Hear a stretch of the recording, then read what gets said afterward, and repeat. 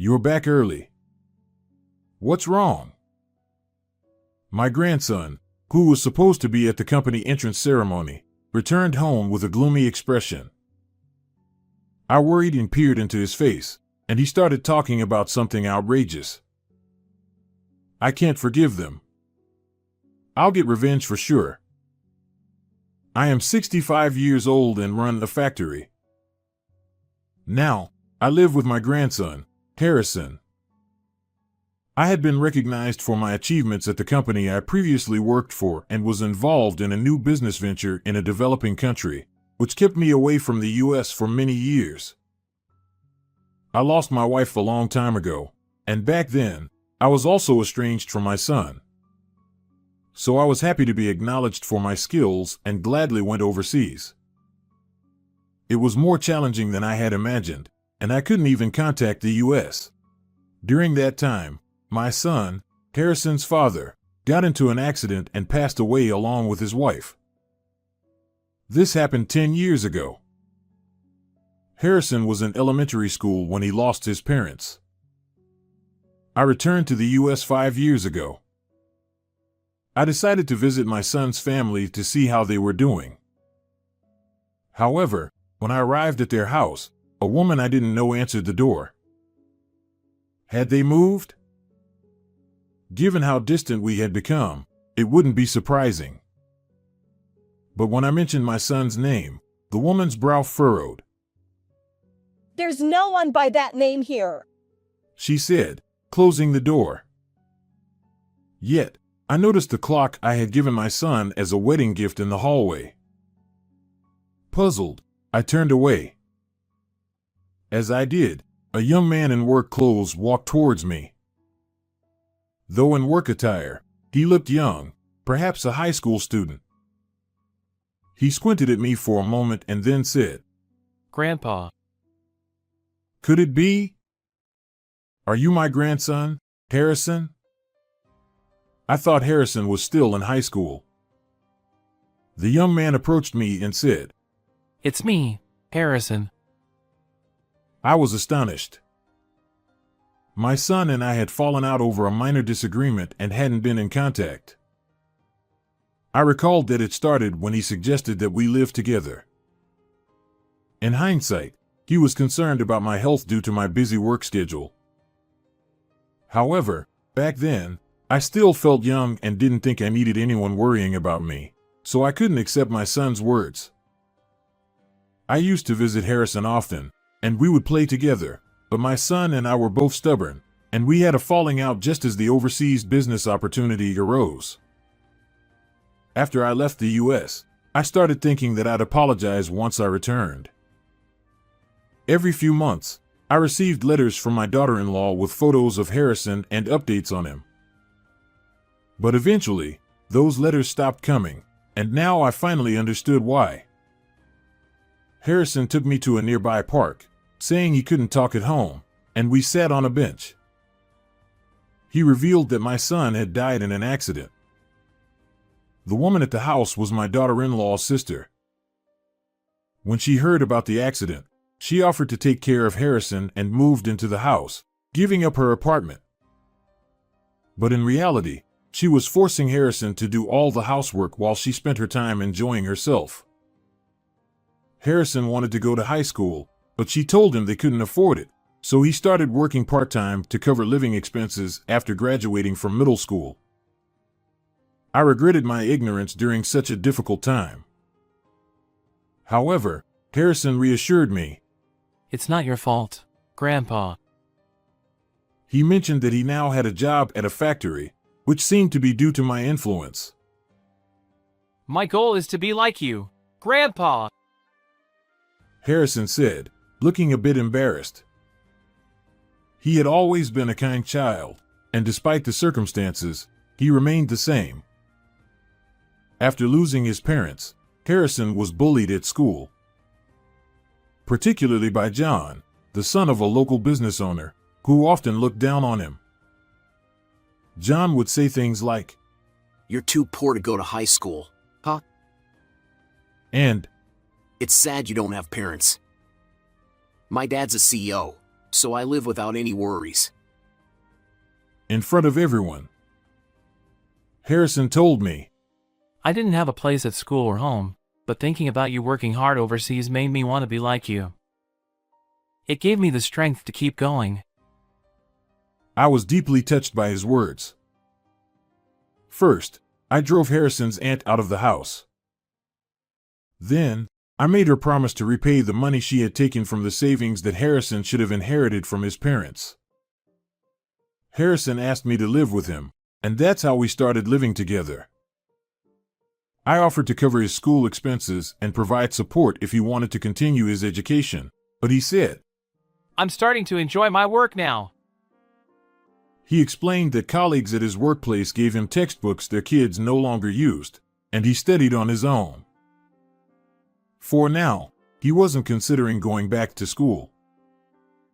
Harrison had grown up so well without me realizing it. I started running a factory here that manufactures parts. Harrison told me that he studied hard because he wanted to be useful to me someday. Over the years, I even obtained a patent.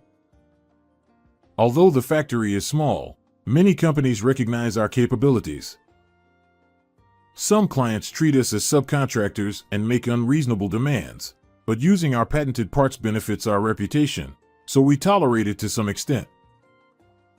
A few years later, Harrison turned 22 and secured a job with a local company. He wanted to work as a full-time employee, gain solid technical skills, and eventually work at my factory. While I thought he could start at my factory right away, he said, If the boss's grandson works here without any real skills, it would make things difficult for everyone. Though I understood his point, I felt a bit lonely hearing that.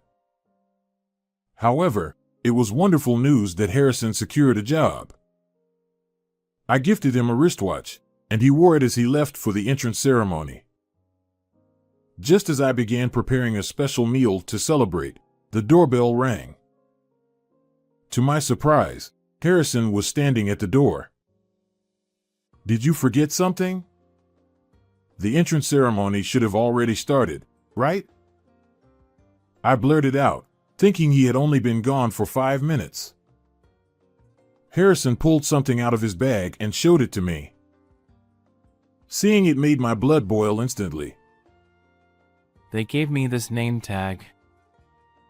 He said. The tag read middle school dropout, incompetent. I couldn't believe it. When I asked him what happened, he explained. When I arrived at the entrance ceremony, I saw John, my classmate from middle school. I didn't know this, but his father is the president of the company. Harrison looked dejected. While he knew John was the son of a CEO, he didn't know which company. John had approached him with a smirk and handed him this name tag. And to make things worse, he said, John said, I was surprised to see you made it through the interview. I saw the new hires list, and there was your name, middle school dropout, incompetent. How did a poor guy like you get in? John, boasting about being the future president, claimed he helped out with company chores, which must be how he saw the list. Harrison recounted this to me. He told me it must have been a mistake that I passed the interview. I was furious, but I couldn't disrupt the entrance ceremony. At the same time, I couldn't wear this tag to the ceremony. Harrison's voice grew quieter. He had thought about asking other employees for help, but John blocked him from doing so. John laughed as he watched Harrison leave in defeat. I couldn't stand it any longer and took out my phone. When the person on the other end answered, I said, Hello, Jason? He responded with surprise. What's this about? You're not going to tell me the delivery deadline can't be met, are you? I replied, No, it's not that. Taking a breath before firmly stating, We're ceasing the use of our patented parts at your company. We will no longer conduct any business with you. He responded, What? What do you mean? The person on the other end was none other than Jason, the president of the company where Harrison had secured a job. He is also John's father. This company has been a client since I established my factory. Back then, I went around to local companies, humbly seeking business partners. Jason's company offered me orders at below market prices. I accepted, thinking it was necessary until the factory was up and running. When I obtained a patent, Jason wanted to buy the patented parts at a bargain price. I didn't agree to his terms entirely, but when he said, "We've been doing business with you since you started," I couldn't refuse too strongly. Since then, he has referred to us as a subcontractor and made unreasonable demands. Even now, with our factory on stable footing, we maintained the relationship out of obligation. However, losing their business wouldn't affect us. I said, I've never heard of a company giving a name tag labeled middle school dropout, incompetent to a new hire. Such a company can't be trusted. Considering your behavior as well, there's no benefit in continuing our business relationship. Jason was taken aback. Realizing he was at a disadvantage, he suddenly adopted a more submissive tone. What exactly do you mean? He asked. We don't need to supply our patented parts to them, but I know they can't make their products without them. Despite this, the president has always had an arrogant attitude, which I can't understand. It's too late for him to change his attitude now. I said, your company had its entrance ceremony today, right? Continuing, I explained. My grandson went to the entrance ceremony and was given an outrageous name tag by your son. Is this something you can overlook as a president? Jason was flustered. My son?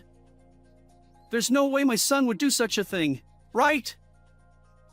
Though he said this, I could sense his panic. This name tag appears to be handwritten.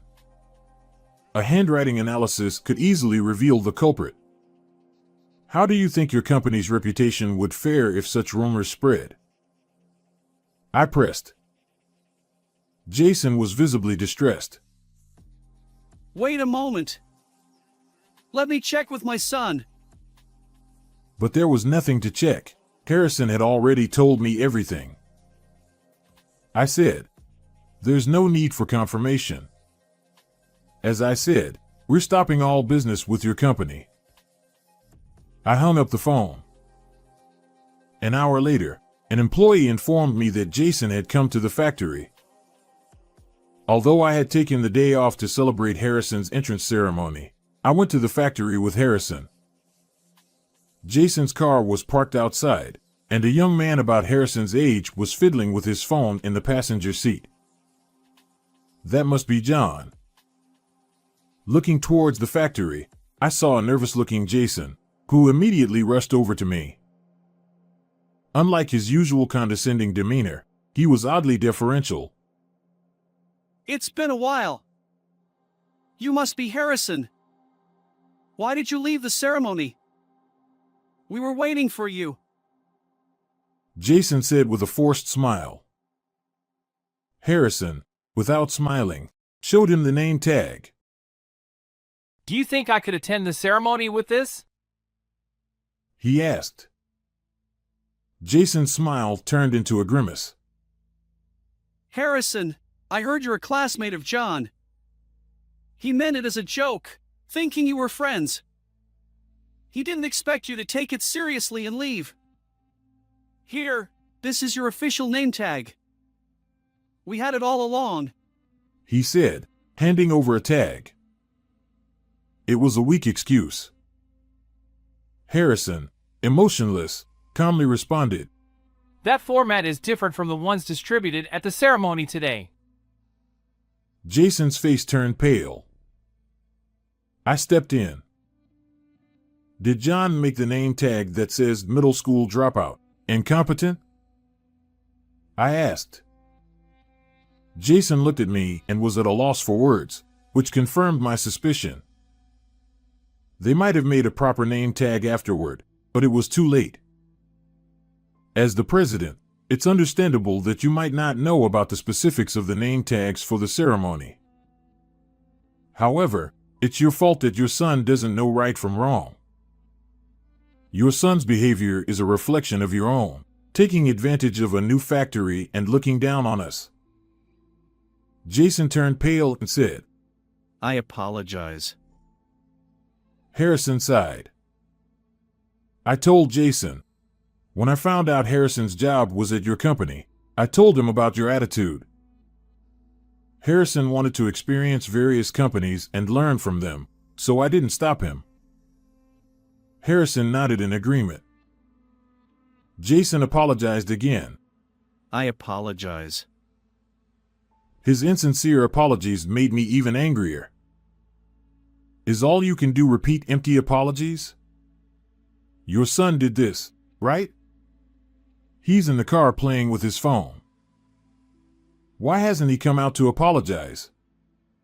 He clearly doesn't think he did anything wrong, does he? Jason turned pale and rushed to the car, dragging a reluctant John out. When John stood before Harrison, he muttered an insincere apology. I'm sorry.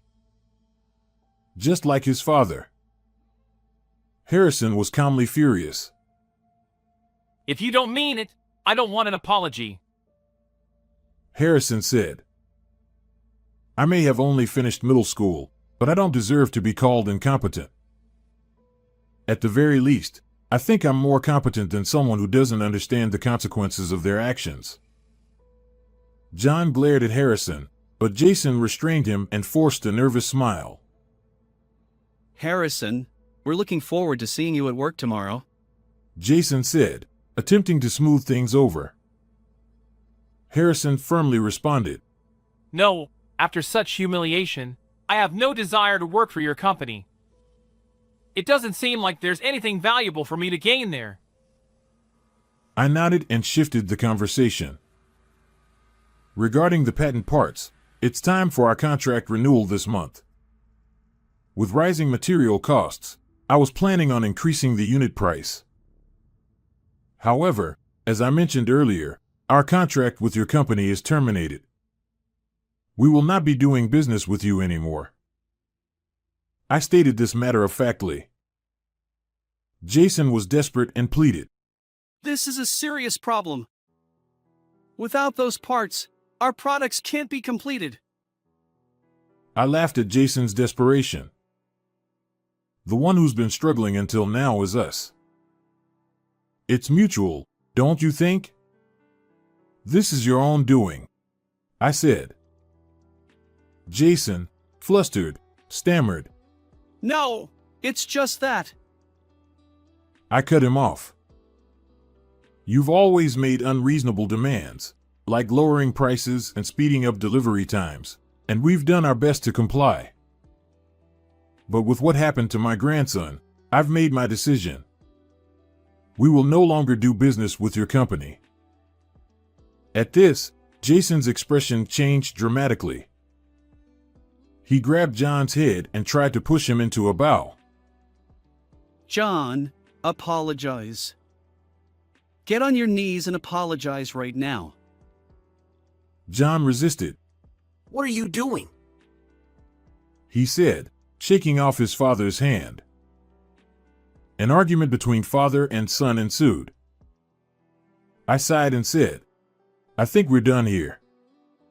If you're going to fight, do it outside.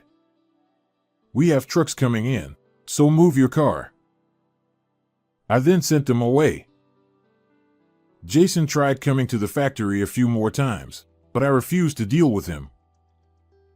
The incident at the induction ceremony was witnessed by other new employees, so it spread it on social media and caused a major uproar, leading to several resignations. Without our patented parts, Jason couldn't produce their main products. He tried to contract with other factories, but I had already spoken with them, and no one would take the order.